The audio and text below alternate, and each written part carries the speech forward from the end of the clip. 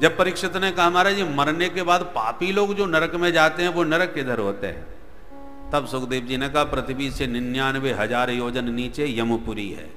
28 प्रकार के नरक होते हैं। तामिश्र, अंध तामिश्र, रौरव, महारौरव, कुंभीपाक, असिपत्रमन, सूकर, मुकलाला, भक्ष, वैतरणी, पूयोध, प्राणरोध, वज्रकंटक, सालमली, ये सब नरकों के नाम हैं। और जो नरकों का भयंकर चित्रण किया, किस नरक में कौन सी यातना दी जाती है, सुन सुन के परीक्षित घबरा गए। महाराज इन नरकों से बचने का उपाय बता दो, ये तो बहुत भयंकर नरक है। सुखदेव जी कहते हैं एक ही उपाय है,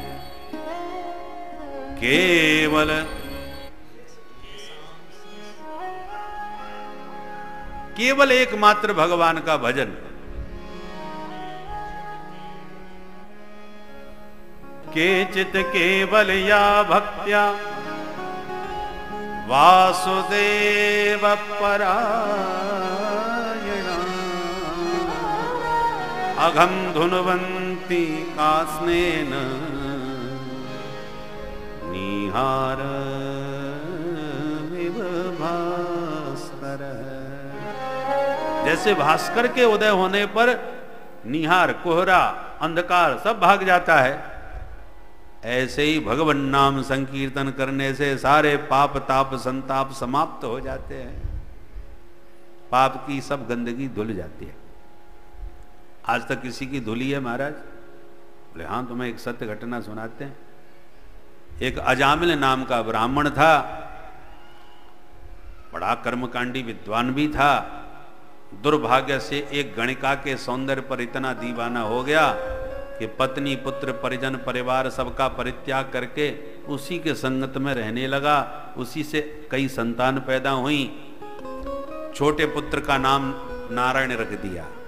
नारायण पुत्र में अत्यंत आसक्ति बढ़ गई, और जब मृत्यु का समय आया, यम के दूत लेने आए तो डर गया और जोर से चिल्ला पड़ा, बेटा नारायण बचाओ, बेटा नारायण बचाओ। भगवत पार्षदों ने सुना भगवान का भक्त कोई संकट में आ गया भाई। 4 पार्षद आए, मार धक्का यमदूतों को दूर फेंक दिया। यम के दूत उठ करके खड़े होके बोले, क्यों भाई तुम 4 चमकीले कहां से चले आए, हमको धक्का क्यों लगाए? विष्णुदूत बोले, तुम काले कलूटे कहां से आए, पहले तो अपना परिचय दो। तो बोले, हम यमदूत हैं, पापियों को पकड़ते हैं, ये महापापी था इसलिए पकड़ने आ गए। आप लोग? बोले, हम विष्णुदूत हैं, जो नारायण को पुकारते हैं उन्हें लेने हम आते हैं। इसने प्रभु का नाम लिया तो लेने चले आए। प्रभु का नाम लेने वाले पर तुमने हाथ उठाने की हिम्मत कैसे की? यमदूत बोले, धोखा तो आप खा रहे हो, ये तुम्हारे नारायण को नहीं अपने बेटे नारायण को बुला रहा है। भगवत पार्षदों ने कहा, इससे हमें कोई लेना देना नहीं। सांकेत्यम पारहास्यम वा शोभम हेलन में बबा वैकुंठ नाम ग्रहणम अशेषागहरम विदु। भगवान का नाम कैसे भी लो। आग में जलाने की शक्ति है। श्रद्धा से पकड़ो तब भी जलोगे, धोखे से भी हाथ रख दिया तब भी जलोगे, क्योंकि वस्तु शक्ति ज्ञान की अपेक्षा नहीं रखती। जहर में मारने की शक्ति होती है। प्यार से पियो तो मरोगे, धोखे से पिला दिया किसी ने तो भी मरोगे। तो जैसे गलती से आग पकड़ने पर जलना पड़ता है, विष पीने पर मरना पड़ता है, ऐसी गलती से गोविंद का पवित्र नाम जिसने मृत्यु काल में ले लिया तो उसका कल्याण होके ही रहता है। इसलिए कैसे भी प्रभु का नाम लो। भाय को भाय अनक आलस हो, भाय को भाय अनक आलस हो, नाम जपत मंगल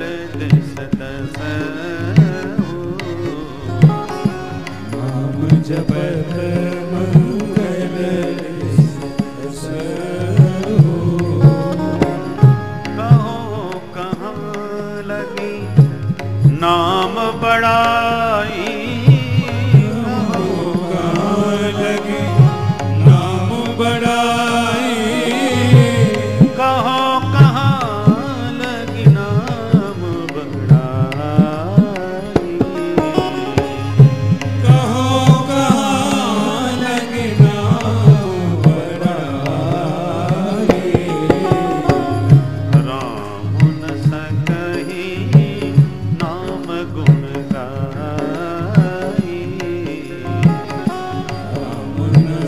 कहीं नाम आए।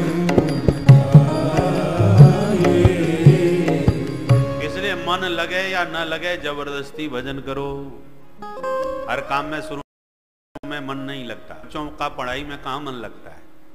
गोली बिस्कुट पकड़ा के जबरदस्ती धक्का मार के भेजना पड़ता है, रो रो के जाते हैं। बाद में जब अध्ययन का महत्व समझ में आने लगता है, पढ़ाई में मन लगने लगता है, तो फिर धक्का नहीं मारना पड़ता, अपने आप ही भाग करके पहुंचते हैं कहीं लेट ना हो जाए। किसी भी मार्ग में जाओगे, प्रारंभ में मन नहीं लगता, धीरे धीरे लगता है। किसी गुण को ग्रहण करने में, किसी अच्छाई में मन लगाना पड़ता है, बुराई में तो बिना प्रयास के ही मन लग जाता है। क्यों? देखो भाई, बेईमानी करना, झूठ बोलना, धोखा देना, किसी विद्यालय में पढ़ाया जाता है क्या? ये सब कोई नहीं पढ़ाता, कोई विश्वविद्यालय ये सब शिक्षा नहीं देता। पर बिना पढ़े हम सब परफेक्ट हो जाते हैं, निपुण हो जाते हैं। किसी ने सिखाया नहीं तो बिना सीखे हम कैसे जान गए? देखो भाई, पानी को गिराओ, नीचे की तरफ अपने आप बहा चला जाएगा, प्रयास नहीं करना पड़ेगा। प्रयास तो ऊपर चढ़ाने में करना पड़ता है। ऊपर से पानी को गिरने में 1 सेकंड नहीं लगेगा, पटाख से गिरेगा, परंतु छत पर पानी पहुंचाने में पूरा पसीना छूट जाएगा। या पावर की मोटर लगानी पड़ेगी तब वहां तक चढ़ पाएगा। बहुत कठिन है पानी ऊपर चढ़ाना। उद्धार, उद्धार का अर्थ क्या है? धारा को ऊपर की तरफ उठाना, उसका नाम उद्धार। पतन में कितनी देर लगती है, गिरने में देर नहीं लगती, उत्कर्ष में प्रयास करना पड़ता है। इसलिए दिव्य गुण गणों का अपने कल्याण के मार्गों को प्रशस्त करने के लिए उद्यम करना पड़ेगा, मेहनत करनी पड़ेगी, प्रयत्न करना पड़ेगा। पतन तो अपने आप होता चला जाएगा, पतन में प्रयास नहीं करना पड़ता। इसलिए भजन में मन नहीं लगेगा, लगाना पड़ेगा। जन्म जन्मांतरों के अभ्यास से विषयों में मन तो खूब लगा हुआ है, रचा पचा है, परंतु भजन नहीं किया जीवन में, पूर्व जन्मों में भी नहीं किया होता तो फिर पैदा ही क्यों होते, मुक्त हो गए होते। नहीं किया इसलिए तो जन्म लिया।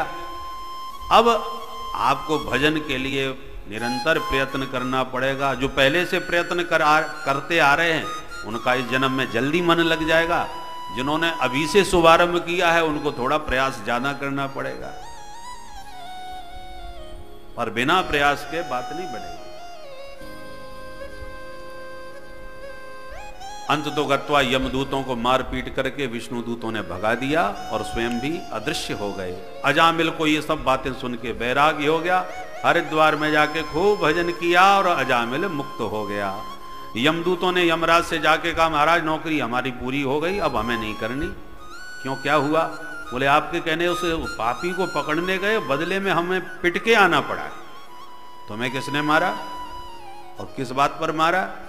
बोले महाराज बस इतनी बात थी कि उसने अपने बेटे नारायण को पुकारा, सोई 4 लोगों ने आके हमको मारा।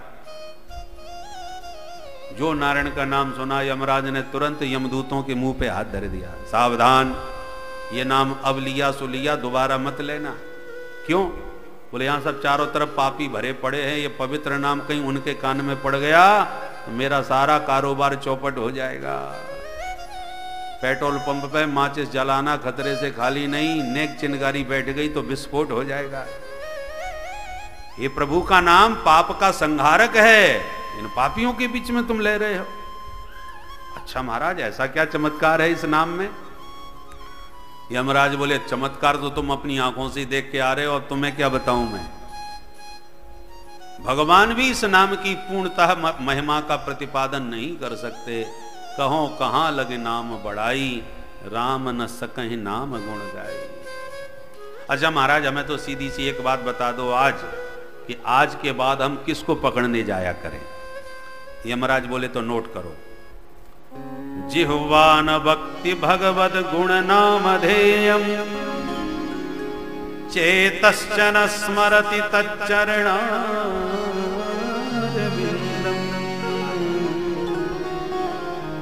कृष्णाय नो नमति यद सिर एकदा आनानयध्वमसतो कृतवेषु कृत्यान्।